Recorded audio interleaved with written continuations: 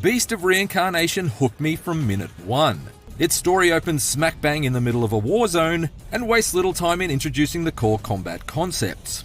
Faced with hordes of blighted beasts that are the result of fauna fusing with flora, imagine Pokemon's Bulbasaur in his absolute angriest evolution, Emma can pull off fast sword-slashing combo attacks, as well as parries to open up her gnarly enemies to satisfyingly grisly finishing moves. Additionally, Emma's opening loadout comes with a crossbow strapped to her wrist, allowing her to take out flying foes at range with rapid-fire bursts that feel supremely responsive. So far, so fairly standard.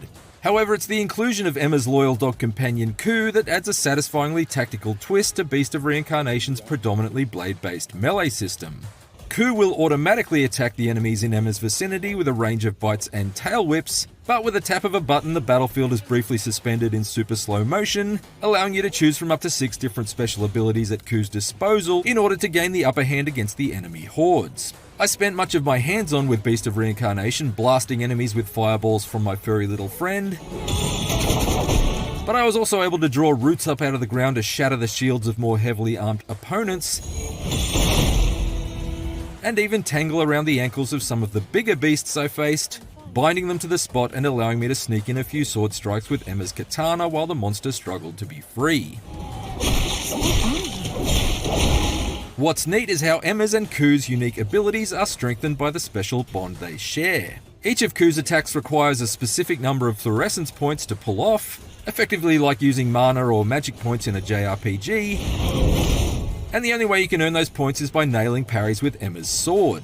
Thus, parrying attacks is paramount. But thankfully, the timing window for parries feels quite generous, so don't feel like you'll need to be a hard-tuned action RPG aficionado to be able to pull off Emma's throat-cutting counters. And to be clear, Beast of Reincarnation's difficulty can be dropped down or ratcheted up at any moment via the pause menu. Equally, Ku's attacks give Emma some welcome buffs in return.